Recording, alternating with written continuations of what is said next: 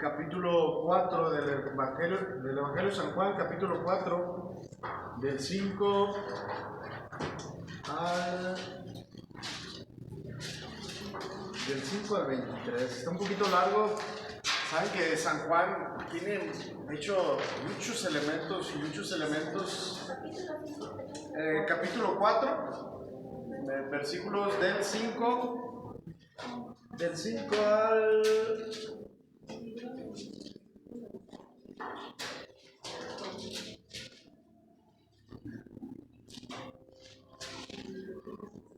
Del 5 al 23. Del 5 al 23. Quien tenga ahí su Biblia, vamos a... Ahí saquen su Biblia para un profesor, ¿verdad? Juan.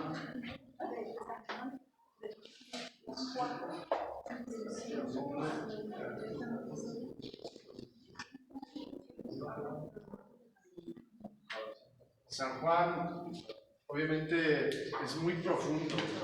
De hecho, los elementos que cada versículo, ojalá que cada quien nos vamos a repartir un versículo cada quien se va a centrar en un versículo, ¿sabe? En un versículo, vamos a tratar de leerlo así. Vamos a iniciar versículo 1. Perdón, el 5, versículo 5, 6, 7, 8, 9, 10, 11, 12, 13, 14, 15, 16, 17, 18, 19, 20, 21, 22, 23 y el 24, ¿vale? ¿Todos saben ya que cada quien tiene? No me acuerdo.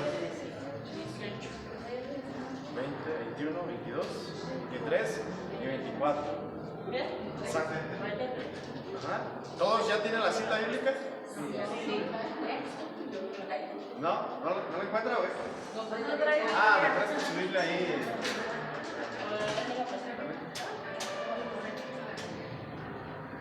Bueno, pues ¿ya todos tienen el pasaje?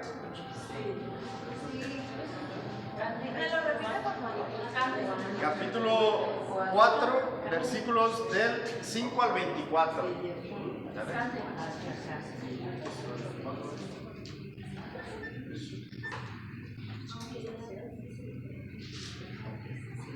Sí, bueno. No, Dani está llamando. Del Hijo del Espíritu Santo. Amén. Les invito a que pongamos mucha atención, que dispongamos nuestra mente, nuestro corazón, que pongamos mucha atención en los versículos, en cada versículo, siguiendo las Biblias, pues son distintas y a lo mejor de repente la traducción es diferente, pero el significado, el sentido es el mismo. Entonces, poner mucha atención porque lo que pone ahí San Juan tiene un significado, que la hora sexta, que los samaritanos, o sea, todos los detalles que están ahí están puestos por alguna razón. Por eso vamos a leer la palabra de Dios con mucha atención. Vamos a pedirle al Espíritu Santo que nos ilumine. Ven, Espíritu Santo, llena los corazones de tus fieles y enciende en ellos el fuego de tu amor. Envía, Señor, tu Espíritu y todo será de nuevo recreado y se renovará la faz de la tierra. Oh Dios, que has instruido y iluminado los corazones de tus fieles con la luz de tu Espíritu Santo, haz que este mismo Espíritu nos haga gustar y amar el bien y siempre nos llene de gozos y consuelos divinos. Por Jesucristo nuestro Señor. Amén. Habla, Señor, que tu siervo escuche. Llegó pues a la ciudad de Samaria llamada Sicar o Siquem, vecina a la heredad que Jacob dio a su hijo José. Allí se encuentra el pozo de Jacob. Jesús, cansado por la caminata, se sentó al borde del pozo. Era cerca del mediodía. Llega una mujer de Samaria a sacar agua. Jesús le dice: dame de beber. Los discípulos se habían ido al pueblo para comprar algo de comer. La samaritana le dijo: ¿cómo tú, que eres judío, me pides de beber a mí, que soy una mujer samaritana? Se sabe que los judíos no tratan con los samaritanos. Jesús le contestó: si tú conocieras el don de Dios, si tú supieras quién es el que te pide de beber, tú misma me pedirías a mí y yo te daría agua viva. Ella le dijo: Señor, no tienes con qué sacar agua y el pozo es profundo. ¿Dónde vas a conseguir esa agua viva? Nuestro antepasado Jacob nos dio este pozo, del cual bebió él, sus hijos y sus animales. ¿Eres acaso más grande que él? Versículo 13. Sí, pero hay otro primero 13. Jesús le dijo: el que beba de esta agua volverá a tener sed. Pero el que beba del agua que yo le daré nunca volverá a tener sed. El agua que yo le daré se convertirá en un chorro que salta hasta la vida eterna. La mujer le dijo: Señor, dame de esa agua y así ya no sufriré de sed, ni tendré que volver aquí a sacar agua. Le dice: ven, llama a tu marido y vuelve acá. La mujer contestó: no tengo marido. Jesús le dijo: has dicho bien, que no tienes marido. Pues has tenido 5 maridos y el que tienes ahora no es tu marido, y en eso has dicho la verdad. La mujer contestó: Señor, veo que eres profeta. Nuestros padres siempre vinieron a este cerro para adorar a Dios, y ustedes, los judíos, ¿no dicen que Jerusalén es el lugar en que se debe adorar a Dios? Jesús le dijo: créeme, mujer, que ya viene el tiempo en que ni en esta montaña ni en Jerusalén adoraréis al Padre. Ustedes, los samaritanos, adorarán lo que no conocen, mientras que nosotros los judíos adoramos lo que conocemos, porque la salvación viene de los judíos. Pero llegó la hora y ya estamos en ella, en que los verdaderos adoradores adorarán al Padre en espíritu y en verdad. Entonces serán verdaderos adoradores del Padre, tal como Él mismo los quiere. Dios es espíritu y los que lo adoran deben adorarlo en espíritu y en verdad. Palabra del Señor. Gloria a ti, Señor Jesús. Cada quien céntrese en el versículo que le tocó leer. Descubra que alguna cosa, algún detalle, algo que después, en breves palabras, para no alargarnos tanto, compartir si hay alguna cosa que en ese versículo hay algo que pueden checar el comentario también, que tiene abajo su Biblia también, puede ser.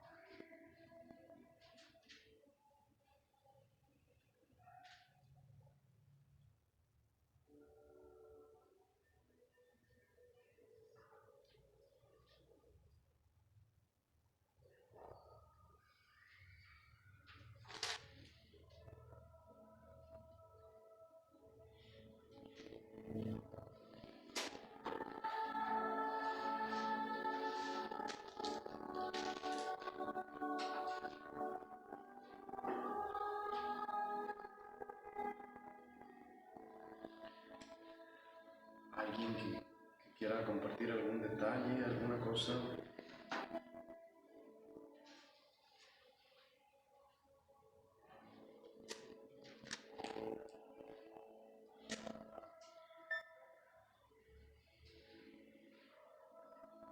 primeros 4 o 5 versículos, los primeros 4 de este gran capítulo, dice que Jesús manifiesta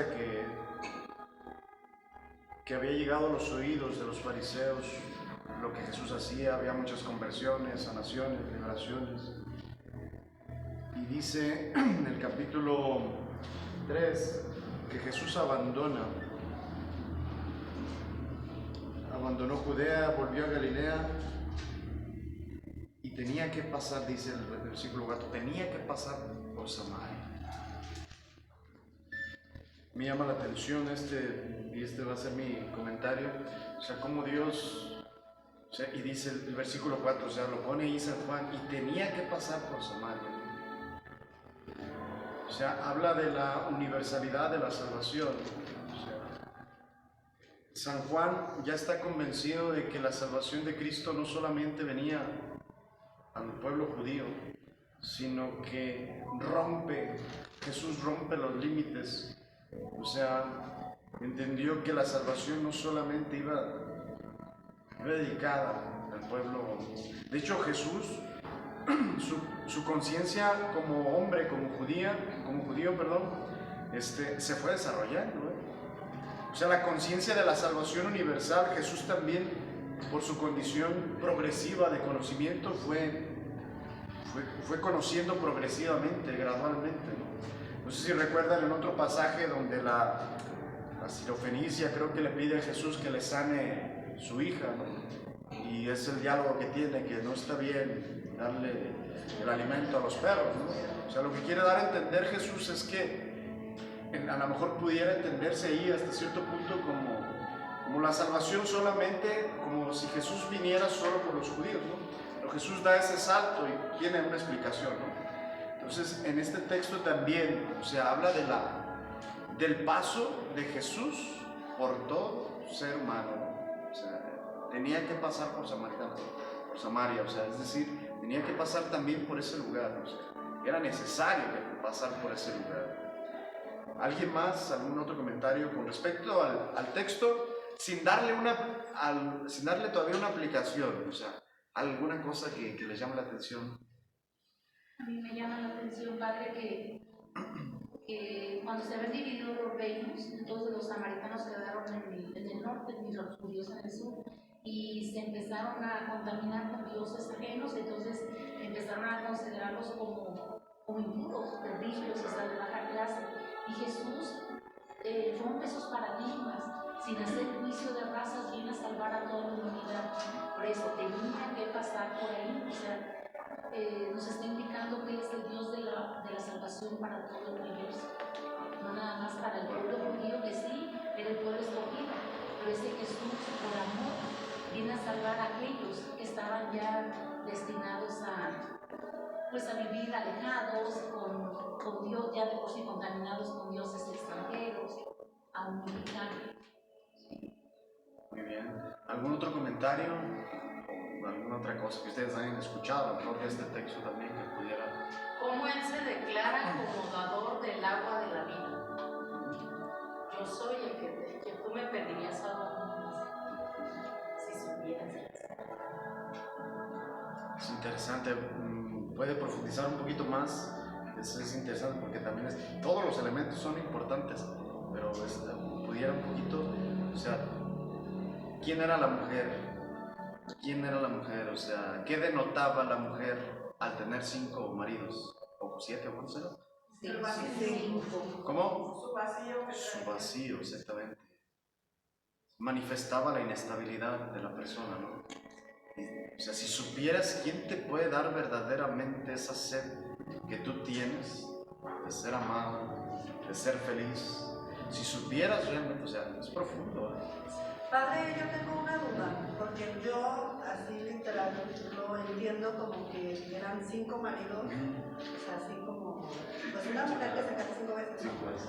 Pero en una ocasión un sacerdote hizo una interpretación donde me explicaba que de esos 5 maridos eran 5 dioses que adoraban, que porque los samaritanos eran, politeístas, y que no se refería como tal a que fueran 5 esposos físicamente así, pues, literal, sino dioses. Entonces ya estoy confundida. No, originalmente, de hecho, la Biblia sí habla de esto. Les voy a leer el comentario precisamente con eso. O sea, dice aquí, por ejemplo, ¿dónde está? Sí, o sea, digamos que se refiere estrictamente hablando a eso, o sea, pero puede dársele esa aplicación, o sea, en realidad de otra manera, o sea, estrictamente hablando el texto sí habla de eso, porque los samaritanos eran politeístas, y además para un samaritano, por ejemplo, el templo, no era el templo de Jerusalén el centro, ¿no? Para un judío el centro era el templo de Jerusalén. Para un samaritano, ¿alguien recuerda dónde era donde ellos adoraban culto? En el monte, no, Garizim, creo que ahí está. O sea, para un samaritano era el monte Garizim, ¿cómo se dice? ¿Sí? Porque para ellos era muy significativo, o sea, por eso empiezan a tener esas diferencias también con el pueblo judío. Pero estrictamente hablando, o sea, se refería a eso, a los dioses que tenían, o sea, pero puede dársele esa aplicación, que pues en el fondo es esa búsqueda también de ese Dios verdadero, ¿no? O sea, un Dios, otro Dios, y no es suficiente, y otro Dios, y otro Dios. De hecho, por eso existía el politeísmo también, porque era tanta la necesidad de buscar a Dios que una forma, otra forma, hasta que se revela, ¿no? Jesús plenamente, ¿no? No ya desde el Antiguo Testamento como un solo Dios, ¿no? Pero estrictamente hablando sí, o sea, porque los samaritanos sí tenían cinco deidades, ¿no? Pero se le puede dar una aplicación también, o sea. Pues es que yo cuando escuchaba ese texto precisamente lo interpretaba así, como una mujer que tiene 5 y no es... Hasta que un sacerdote en una homilía hizo la aclaración, entonces yo dije, yo estoy juzgando mal a la pobre mujer. No. Estoy diciendo que es una pecadora. Y no es incorrecto, porque si tú te fijas en la vida real, eso pasa, ¿no? O sea, si te fijas, está basado en la historia de una persona, o sea, puede ser como algún recurso literario, pero en realidad, o sea, no es algo que esté ajeno a la realidad que vive una persona, o sea. Padre, y aparte ahí él mismo le dice, o sea, el mismo Jesús le dice, ve y llama a tu marido. O sea, lo que indica que sí estaba refiriéndose al compañero de su vida, o sea, a una persona. Sí. Cuando le dice, ya no tengo, le digo, si tienes razón, no tienes, porque lleva 5. Lleva 5. Entonces ahí sí, y después como él descubre, o como ella descubre que él es el profeta, porque sabía lo que había dentro de cada quien. Digamos que la traducción o la interpretación original es esa, pero no está mal, o sea, porque se le puede dar como esa aplicación. O sea, yo por ejemplo puedo utilizar este recurso para una homilía y perfectamente, o sea, digamos que es muy profundo, ¿no? O sea, estrictamente hablando, o sea, se refiere a eso, pero en realidad, o sea, también habla de esa realidad, de esa sed del ser humano. Es que vi un video también de un sacerdote que precisamente mencionaba, los protestantes, ¿cuántos años van a la escuela a estudiar la Biblia? Ni uno. ¿Cuántos años dejan a su familia? Ni uno. Y ellos creen que ya nada más agarran la Biblia y la interpretan a su manera. Entonces, pues realmente, o sea, cuando vi ese video, yo decía, pues es que todos los que no sabemos y nada más agarramos la Biblia, podemos decir que hacemos lo mismo que los protestantes, ¿no? O sea, en lugar de verdad estudiar la palabra de Dios como es y pedirle al Espíritu Santo pues que nos ayude a discernir tal cual. Precisamente porque le digo, yo dije, no, pues pobre mujer, yo ya lo ando juzgando acá de que no sé. Sí, o sea, no está mal, o sea, es lo que hemos visto en otros textos, o sea, no está mal darle una interpretación. De hecho, le damos nosotros aplicaciones a nuestra vida. Una mujer que escucha este texto en esa situación, o sea, le llega, ¿no? O sea, porque no está mal, y para eso es, la palabra de Dios está viva, ¿no?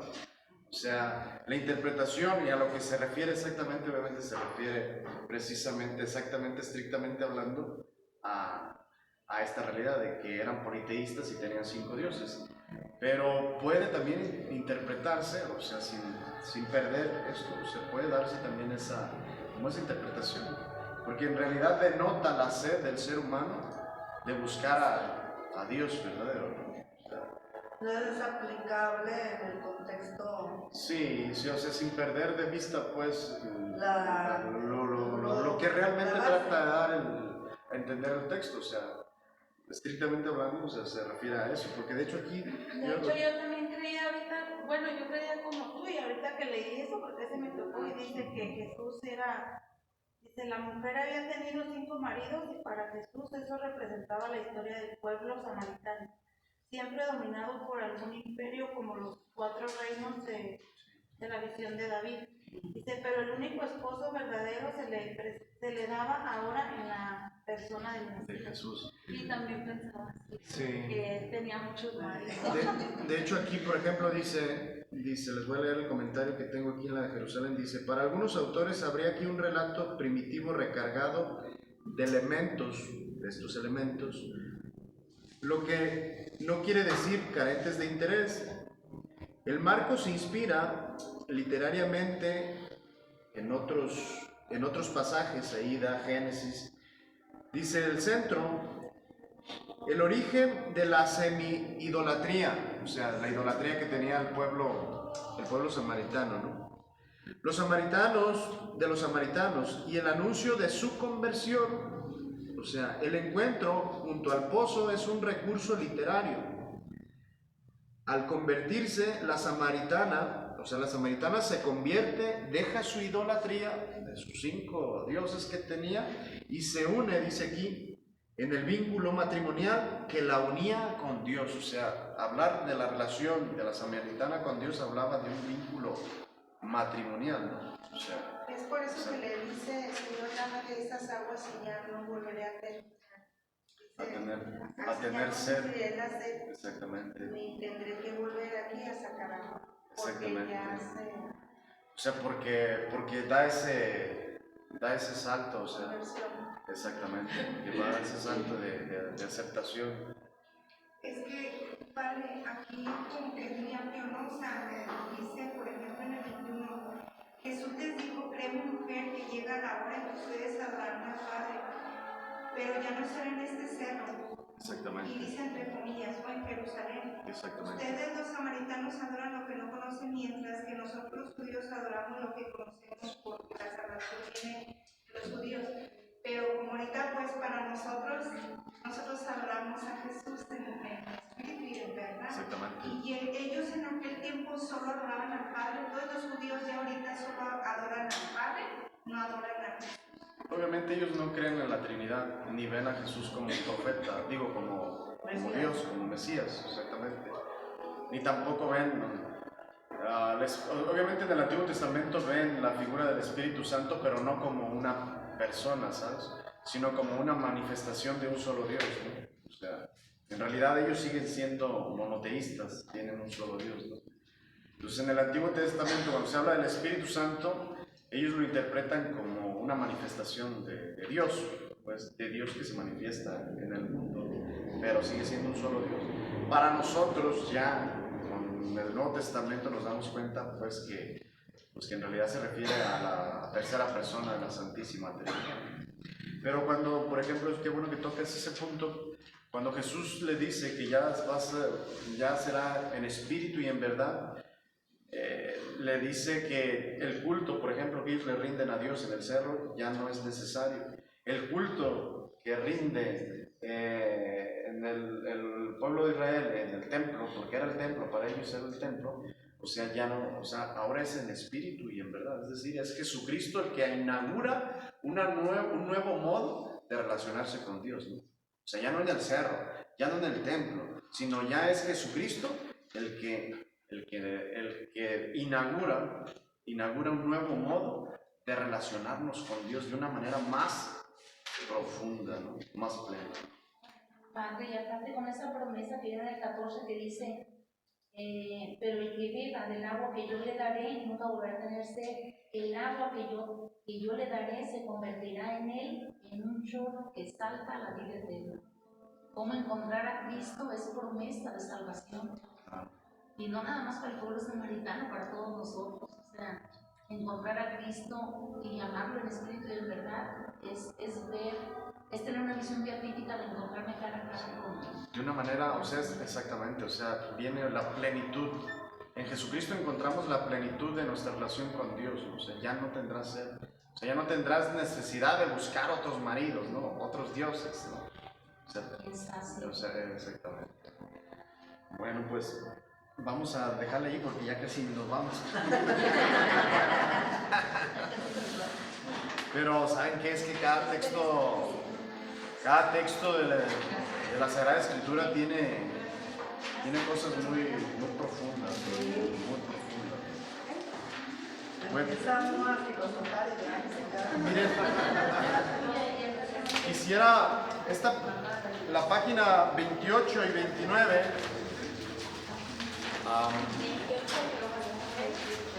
28 y 29 prácticamente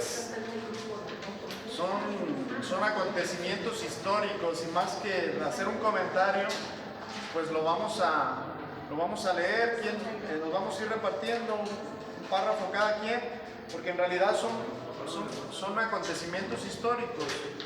Vamos a ver los profetas. En la manera de identificar a los profetas, los identificamos, ya lo vamos a ver más adelante. Hay diferentes clasificaciones de los profetas, pero también se puede identificar en un tiempo, en un contexto, y es ahí también donde se pueden encuadrar. Esta primera parte sobre los profetas, ¿dónde los encontramos?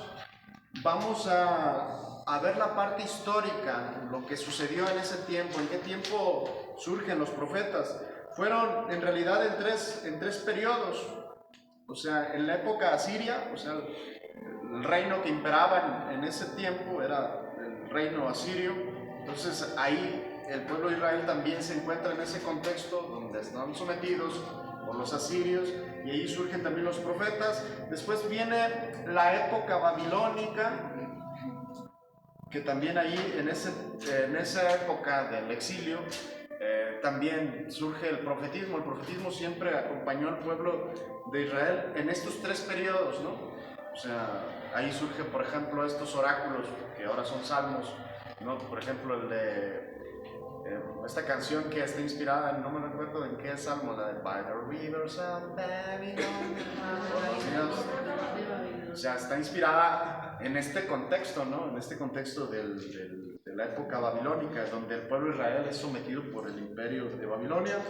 Después viene la época persa. Son como esos tres periodos. Los vamos a leer porque, pues, más que está un poquito medio tediosillo, pero así lo vamos a leer para que no se vuelva un poquillo así pesado. Nos vamos a ir pasando. ¿Quién el primer párrafo? ¿Quién nos ayuda con el primer párrafo?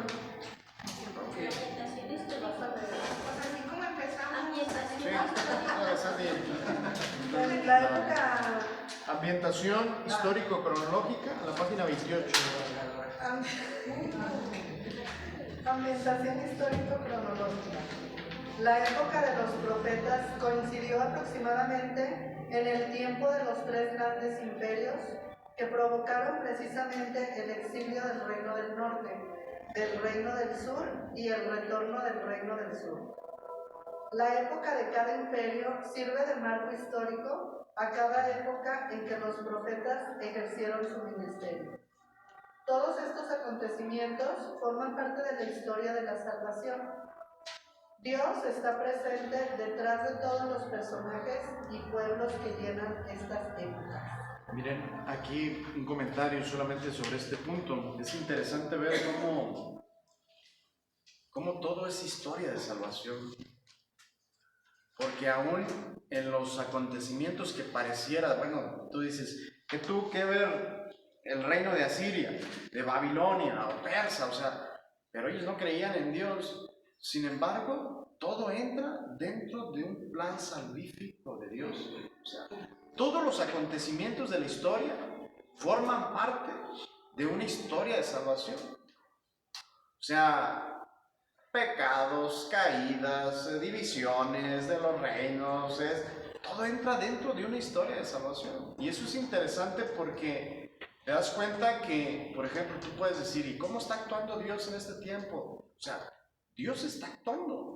Su historia de salvación se está llevando a cabo en medio de cosas contradictorias que tú puedes decir, ¿cómo está Dios? ¿Dónde está Dios? ¿Qué hace? Que se acabe el mundo, las profecías ya de la Virgen dicen, o sea, Dios está actuando, está obrando. Dios obra en medio de toda la historia de salvación.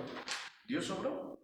O sea, y eso se puede aplicar también a nuestra historia personal. Tú puedes decir, ¿cómo Dios estuvo si yo viví esto de niña, si yo viví esto? O sea, ahí está también, de alguna forma, el paso de Dios en la vida del hombre, ¿no?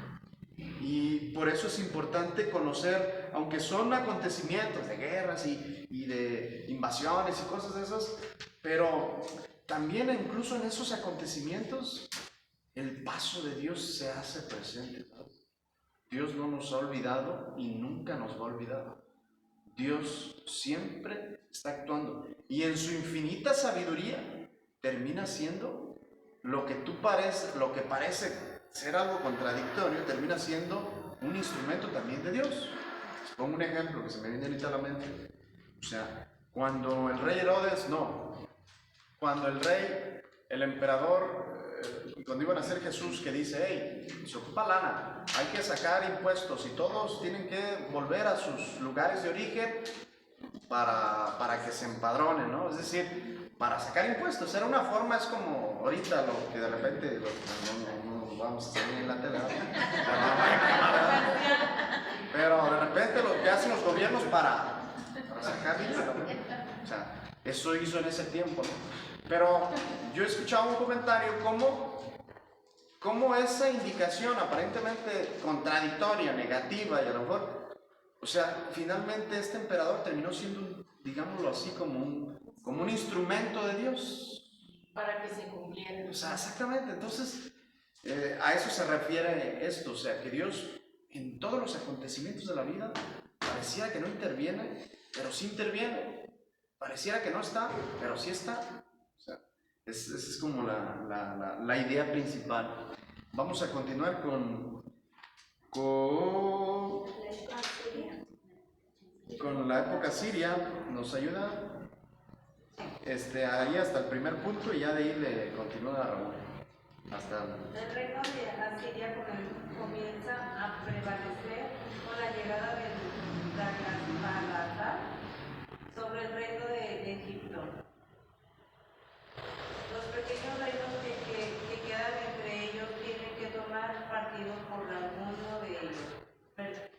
Pretenden unirse contra Asiria, menos el rey de Judá, Acaz, por lo cual le hacen la guerra. El profeta Isaías recomienda asistirles sin acudir a Asiria.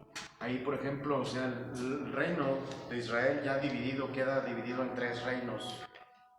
Dividido, quedan frágiles, ¿no? Llega un imperio más grande, los quiere someter. Pues no hay de otra, o te unes con el enemigo o luchas contra él, ¿no? Los 2 reinos menos el reino de Judá. El rey de Judá no se une, entonces pues empieza la guerra ahí. Pues ellos después, ¿no? A fin de cuentas, Acaz acude a Siria, pero vienen los ejércitos enemigos y saquean el país. En 721 cae el reino del norte a manos de Sargón. Amós y Oseas habían anunciado la invasión como castigo por los abusos de la plutocracia. Ezequías, rey de Judá, emprende una reforma, apoyado por Isaías. Egipto se une a Fenicia, Moab y Edom para luchar contra Siria. El reino del sur se deja arrastrar por la guerra y Sennacherib, nuevo rey, derrota a todos y pone cerco a Jerusalén. Isaías, con ayuda de Dios, salva la ciudad. Como en medio de la guerra, en medio de la invasión, pues Dios suscitó a Isaías, a Amós y a Oseas, ¿no? Amós y Oseas que les dice al pueblo de Israel, hey, va a pasar esto, ¿no? O sea, Dios a través del profeta manda oráculos de futuro, ¿no? Para prevenir al pueblo y decirles, oigan, conviértanse, porque como consecuencia de este pecado, de esta división, va a venir esto, ¿no? Pero en ese tiempo de dificultad, o sea, es ahí donde está también Isaías. Isaías en este tiempo, en la época siria donde Isaías se hace presente, es como el mensajero de Dios en esta época. Continuamos con la época babilónica. En el 625 murió Asurbanipal, y esto marcó el fin de la época asiria, aun cuando desde años atrás ya los babilonios estaban prevaleciendo sobre los asirios. En 612 cae Nínive en manos de Nabucodonosor, rey babilónico y nuevo emperador. Casi un siglo, desde el 700 hasta esta fecha, el reino del sur estaba bastante tranquilo, debido a las reformas de Ezequías, pero su hijo Manasés no lo secundó mucho, se hizo vasallo de Asiria. La degradación moral y religiosa era evidente. Afortunadamente, Josías retoma la reforma religiosa y se libera de Asiria, al enfrentar a Egipto, quien apoyaba la causa asiria y en contra de Babilonia. Muere en Magido. En 605 Nabucodonosor derrota a Egipto. Entonces Jeremías advierte del castigo que viene del norte si no se convierten y buscan llevar más a fondo la reforma religiosa. A final de cuentas cae Jerusalén en 586. Ezequiel, desterrado con el pueblo, será el moderador del alma religiosa del pueblo en el exilio. ¿Qué profetas? El exilio dura cerca de 50 años.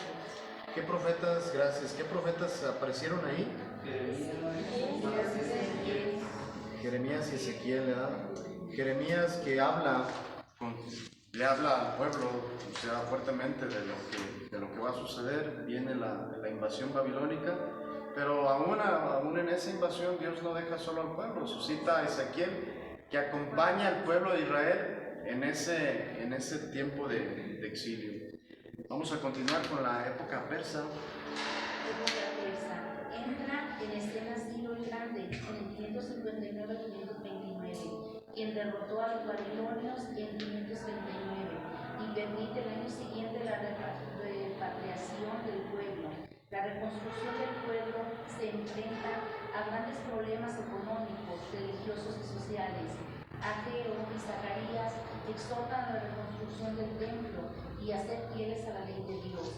En el año 515 viene la dedicación del templo. Malaquías, el último de los profetas, reprochó a los sacerdotes sus puntos de vista y anuncian un nuevo orden mesiánico con Alejandro Magno en el año 336 a 323. Tiene fin la época asiro-babilónica, conquistando Siria en el año 333. Bueno, pues aquí fíjense, en esta época, si se fijan, el pueblo de Israel casi siempre estuvo sometido, O sea, el pueblo de Israel casi siempre estuvo bajo el dominio de otros imperios. No sé si sea una forma, de hecho sí, es una forma también de purificar al pueblo de Israel, como lo hizo en el desierto en aquel tiempo cuando el pueblo de Israel era peregrino, era nómada. Ahora que es un pueblo sedentario, a través de las invasiones, Dios purifica al pueblo de Israel. De hecho, las invasiones vienen por las divisiones del pueblo de Israel. Cuando el reino estaba unido con David, y después de Salomón empiezan las divisiones, o sea, era un reino fuerte, no era tan sencillo asediar a Israel porque estaba unido, ¿no? Se divide, viene la depravación, viene la contaminación con otros dioses, vienen todas las invasiones. Sin embargo, si se fijan, Dios nunca dejó al pueblo sin profetas. Dios nunca dejó al pueblo sin hombres que hablaran en nombre de Él, ¿no? O sea, y esto tiene una aplicación para nuestra vida. Tú puedes ver que el mundo se derrumba, pero siempre va a haber gente siempre va a haber gente que hable, que sea instrumento y luz de Dios. En un ambiente a lo mejor, si tú quieres depravado, a lo mejor si tú quieres alejado de Dios, pero siempre va a haber gente de Dios, ¿sabes? Siempre va a haber gente que Dios suscita para iluminar, en este caso al pueblo de Israel, en nuestros días también, siempre va a haber gente, siempre. Yo lo veo, por ejemplo, en la gente de repente, o sea, en los trabajos donde dice, de repente siempre te encuentras con una persona que es de Dios. En el trabajo, en la empresa, y a lo mejor que hay desorden, que hay cosas, de repente te encuentras siempre alguien que es instrumento de Dios. Eso sí, yo lo escucho. De repente, padre, es que mi amigo que trabaja ahí en la empresa me dijo que viniera a misa. O sea, siempre hay gente que es instrumento de Dios. También como en ese ejemplo, pues los santos, ¿no? Porque yo he visto muchos santos que en el contexto histórico pues ayudan mucho. O sea, y luego, bueno, como Santo Tomás, que ayudan mucho de manera intelectual, y San Francisco con su pobreza. O sea, siempre hay como, están en el momento exacto de la historia, que también son como ese ejemplo. Sí, exactamente, ya en el tiempo de la iglesia, o sea, se adapta a eso. O sea, Dios en todas las crisis suscita personas que nos saquen de esas crisis, ¿sabes? Suscita instrumentos, ¿sabes? Siempre es así. En este caso los santos, ¿no? Por ejemplo, San Francisco llega en un contexto donde la iglesia, no la iglesia, la jerarquía, los obispos, los sacerdotes, el papa vivían en una opulencia tremenda, ¿no? Y llega San Francisco también con una pobreza extrema a vivir el evangelio. Como sí, o sea, un signo de la pobreza que tenía que vivir la iglesia, pues, ¿no? O sea, como exactamente, un ejemplo muy aplicado, ¿no? En tiempos de mucha confusión, por ejemplo, Santo Tomás, que desarrolló gran parte no de toda la doctrina católica, pero ayudó fuertemente a clarificar muchos aspectos de la vida cristiana, fuertemente. Ese hombre habló desde los novísimos, bueno, un poco, pero habló de la gracia de los sacramentos, o sea, en un tiempo de mucha confusión, o sea, surgen hombres que Dios los necesita en ese momento con esas características. Y es muy cierto, muy atinado. Padre, en esta época de estos pueblos, en algunos textos bíblicos he estado leyendo que Dios, para purificar al pueblo, como para centrarlo, a veces se ponía a favor de los contrarios. Sí. O sea, tú dices, bueno, es el Dios de Israel, siempre los saca adelante, pero cuando ya se vendían o cuando hacían cosas que no eran agradables a los ojos de Dios, se ponía en favor de los contrarios para sacudirlos, pues, para purificarlos, pero de una manera fuerte. Sí, hay un texto, no me acuerdo cuál es, no sé, lo leímos hace unos meses, donde el pueblo de Israel está luchando, no sé si es con los asirios, y nos vamos a llevar al arca de la alianza, y ahora sí vamos a ir bien potentes. Y iban bien animados, seguros de la victoria. Los derrotan para atrás. Y luego otra vez, ahora sí vamos a invocar el nombre del Señor. Y luego para atrás otra vez. Entonces, pero hasta cierto punto como que da risa. Pero sí es cierto. O sea, es que eso sigue pasando realmente personalmente. O sea, conmigo podemos dentro de los grupos de la gente. Sigue pasando. Bueno, a mí me pasa. Como en ese sentido, pues se refiere que utiliza. O sea, lo que se refiere Vicky es que utiliza incluso a los enemigos del pueblo de Israel como instrumentos para purificar al pueblo, ¿no? Eso tiene una aplicación muy buena para nosotros. O sea, tú dices, este señor que me cae bien gordo, esta señora que me cae bien gordo, pues ¿sabes qué? Pues Dios lo utiliza también como un instrumento de tu purificación, ¿no? ¿Mande? Por eso me han preguntado eso, que si son un pueblo elegido de Dios, que Él les ha puesto tan fuerte en la época actual, pues, hasta la fecha se da cuenta, siguen en constante guerra. Sería porque rompían los pactos, las alianzas, porque no eran fieles a los mandatos. Ya de Éxodo 6:7 hablaba, yo seré tu Dios, que será mi pueblo. Y rompían pactos. ¿O por qué? Yo no, obviamente ya precisamente esa era la consecuencia de los pecados, generaba esa ruptura. O sea, por ejemplo, cuando Jesús llora en Jerusalén, dice, Jerusalén, Jerusalén, ¿Cuántas veces he querido? Si supieras lo que te trae la paz, ¿no? Y es por esa razón quizás también. O sea, pudiera dársele una interpretación como ese constante desviarse del camino de Dios. Aunque por otra parte, en realidad, la historia de Israel es la historia de toda persona, o sea... Puede ser la historia de la iglesia. También, o sea, exactamente, o sea, se puede aplicar a la historia de la iglesia, se puede aplicar a la historia también personal, se puede aplicar a la historia de todas las personas, o sea... No sé también, ya Santa Teresa, eso se me viene a la mente, pero no sé si tiene relación, pero Santa Teresa, por ejemplo, le reclamaba a Jesús, ¿por qué tanto, no? Y Jesús le dice, es que así trato a mis amigos. O sea, por eso tienes tampoco, ¿no? O sea, porque Dios, y eso sí, en la vida espiritual, cuando Dios permite un sufrimiento fuerte en una persona, es probada, es porque el Señor la quiere llevar a un nivel de santidad y de unión con Dios muy grande, ¿sabes? Ese es el punto, padre. La pregunta de... Esa es una... Quiere llevar a su pueblo a una santidad especial. Claro, o sea, es en la vida de los santos y en la vida de nosotros, o sea, tú dices, ¿por qué me pasa esto? Y, o sea, Padre Pío lo decía, bendito problema y bendita contradicción y bendita cosas, o sea, que me hizo acercarme más a Dios. En realidad, en la pedagogía de Dios tiende a ser así, o sea, Dios permite el dolor y el sufrimiento para elevar a la persona a una unión más fuerte con Él. Padre, ahorita se me ocurre el texto bíblico cuando está con Pilatos, que le dice Pilatos, ¿y qué hago con la sangre de este justo? Y contesta el pueblo, que su sangre caiga sobre nosotros y nuestros hijos. O sea, como que se echa la maldición ellos solos, no sé, como que así lo... De hecho, en algunos...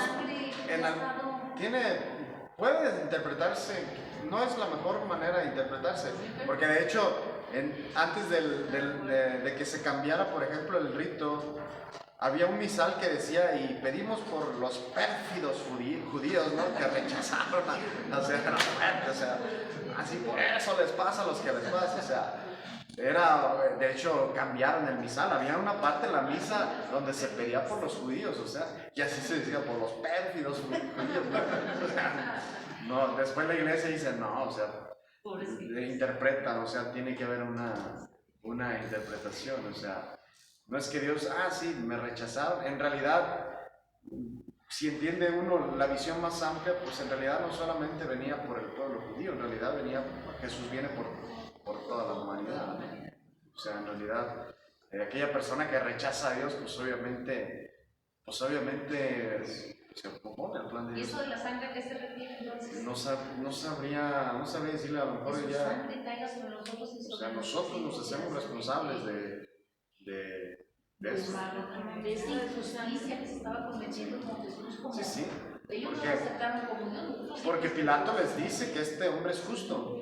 O sea, no ha cometido nada. O sea, que su sangre, o sea, sería bueno, sería interesante. Se lo dejamos de tarea. A ver,